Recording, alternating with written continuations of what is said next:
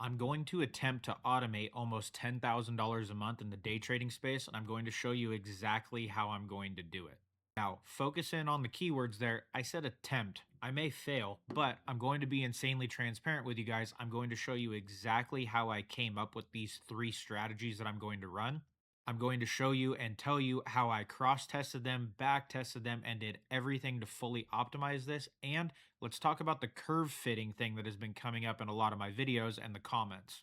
I built my own Python engine that backtests trading strategies.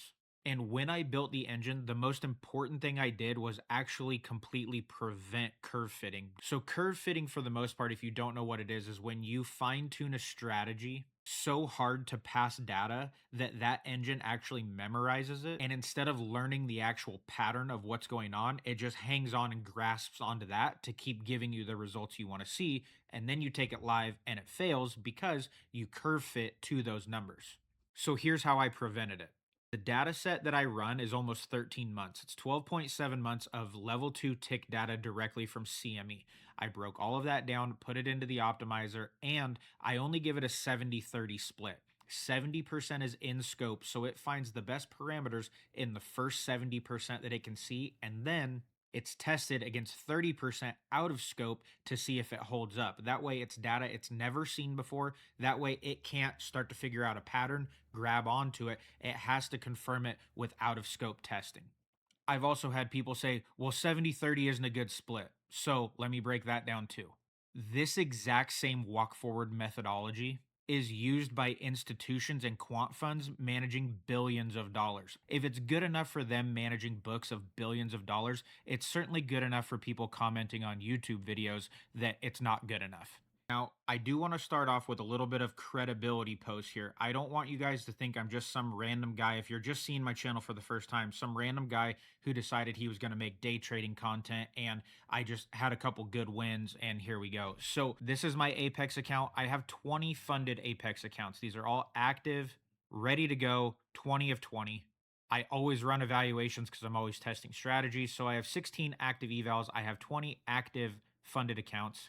That's Apex alone. I'll refresh the screen so you guys can see I'm not changing anything. I'm not updating anything. I'm not fabricating anything. These are Apex. You can then see here on Lucid, I have 4 Lucid funded accounts, one 100K, 3 50Ks, and then I did a while ago buy a 150K direct right when I started trading with Lucid just because I wanted to have it. I don't trade this one too much. I'm actually going to lose this one on purpose because I'm going to roll it over to another 100K funded. I have 3 pro accounts on Take Profit Trader. And then here's a list of my top step payouts. This is just January of 2026 to current, which is end of April. I have about 30, maybe almost $40,000. I haven't added it up in payouts just from Top Step alone. So I have 5 Top Step accounts, 3 Take Profit Trader funded accounts, 5 Lucid accounts, and 20 Apex accounts. I have close to 40 funded accounts. The strategy that you're going to see me running, if you want to completely 100% copy exactly what you see in the video, go to my profile on TradingView. This is completely free, by the way. This isn't sign up here, do whatever. This is the automated opening range break strategy that I built that essentially just maps out a zone. And then when you get a breakout or a break and retest, it will backtest and automate and do whatever you need it to do. So everything I'm going to be using is this right here. If you want to do exactly what I'm doing, this is what you need to do. Download this, click add to favorites, get it added to your chart, and then you're done and implement these settings that are coming up right here. The first one that I have is M2K and it's on the 1 minute time frame. This was ran through the optimizer in Python, and this is what it came up with when it was looking for the smoothest K ratio it could find. K ratio is essentially just the best equity curve. We're not going for P&L. The only requirement that I put in there is it needs to have at least 130 trades because anyone can find a 100% win rate. If you really tried hard enough, you could curve fit and fine tune so much that you'd have 20 trades over 120 days that are 100% win rate. But 20 trades is not a valid test pool. I needed at least triple digits, and I didn't want to be toeing the line either. I wanted it to be 120, 130, 140 trades or more in there. So there's certain days of the week that are included, all of that. This is my M2K setup that I'm running. I'll show you the settings and then I'll show you the strategy report. The opening range starting hour 9:05. So right before New York Open, 9:05. The opening range break period is 40 minutes and the session end hour is 12 and the end minute is 10. You're only trading this on Monday, Thursday, and Friday. Your stop loss method is the opposite side of the zone. Your minimum opening range break range points is 6. So it filters out anything shorter than that or smaller than that. Your full take profit is 0.7. It's not much, but these give the best results. You're trading 3 contracts and make sure your trade limit is set to 1 total. You don't want it ping ponging back and forth. You want it to be 1 total trade per day. Those are the only settings you're going to change on that right there. Now, when we open up the strategy report, you'll see this is the data set I was talking about, back tested from April 1, 2025 to April 24 of 2026, 12.7 months. And then look at this. This was optimized for K ratio, equity curve. Look how smooth, well, smoothish is a couple rough patches, but all things do. And then it's just a steady grind up. And you can see over the last 12.7 months, $5,487.50 P&L with a drawdown of 1,290, 157 total trades, a win rate of 65.61%, and a profit factor of 1.624. Now, this is blended with 2 other tickers. So this is M2K right here. Let me show you MNQ. Actually, before I move on, let me just reiterate. This is the 1-minute time frame on M2K with the settings I gave you in the beginning.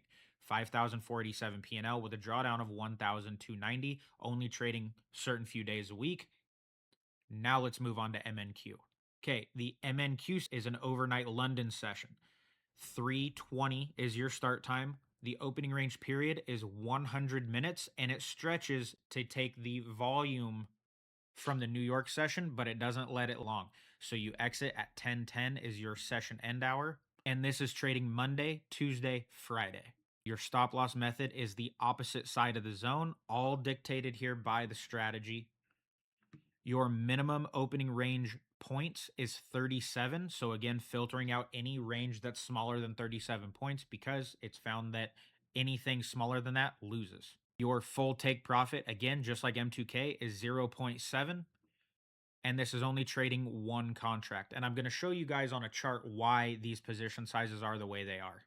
We're on the 4-minute time frame on MNQ. And again, this is April 1 of 2025 to April 24 of 2026. The P&L is 5,978. The drawdown is only 750. This equity curve is beautiful. 147 trades for a win rate of 70.75% and a profit factor of 1.829. Now, again, I know on 50K prop firm accounts, the drawdown limit is 2,000. If you only wanted to run this, you could ramp up your contracts, but I'm blending M2K, MNQ, and MYM together because when one loses, the others typically offset. So you'll see we have a really good balance throughout the year. So let's move on to MYM, and then I'll show you the stats of everything together at one time. MYM, we're on the 3-minute time frame. And again, we have another London session range break. So starting at 4 a.m. Eastern Standard Time, running for 95 minutes before it takes a trade. Your close is 9:40, allowing for just 10 minutes of New York Open. And this is trading on Tuesday, Thursday, Friday, and Sunday. Your stop loss method is the midpoint, which is different than the opposite side we had on the other two. So make sure you adjust that. Your minimum range points is 29. Your full TP is 3.1, and you're trading 5 contracts. Again, the same date range, April 1 of 2025 to April 24, 2026. The P&L on this is $12,357. The drawdown is 1,450 over 163 total trades with a 40.49% win rate. That's our lowest, with a profit factor of 1.812. So you can see here, this one trends a little bit different, but it has the highest P&L because it actually has the 3.1 on your take profit. So you're going to lose a little bit more than the other ones, obviously given by this here, but your wins are bigger. And you can see this equity curve is very nice as well. Now, I took these screenshots and I went to the list of trades. I downloaded all of these and I put it into Claude, and I asked Claude a couple of different things. I said, hey, is there ever a point where a drawdown limit of $2,000 would be at risk? It cross referenced everything, took every single trade on every day where they overlap. And there is never a time on paper that these all lose $2,000. They either offset each other over the last almost 13 months or they all win together. So when we break it down like this, you can see three-way Apex setup, 5 accounts, 13 months back tested on the 1 minute, 3 minute, 4 minute for the corresponding tickers. The performance per account, the annual P&L 23,824, the monthly average 1,876, which would Apex has the most restrictive payouts with you have to have 8 trading days and 5 days of $150 or more of the prop firms I'm trading. Lucid and Top Step are not nearly that restrictive. So I set all of this up to be like, I'm going to get my payouts from Apex and base it on that. You may actually get more payouts with Top Step and Lucid, but Apex alone would generate 14.1 payouts with your average payout cycle being 1,599. Your worst single day where they all lost together is $989. So you're only at 50% of your drawdown limit. Days lost 2K plus in a row, zero. Account drawdowns hit zero. Daily stop loss factored in at 1,000 because most of these prop firms have a max daily loss limit at this point of 1,000. It just hits your accounts, which means across 5 accounts, the monthly total would be $9,381 for an annual total of $112,725. See if we can come anywhere close to generating this over 5 accounts. And I hope you guys will follow along. Feel free to try it if you want, or just follow along on my journey to see if we actually hit these numbers.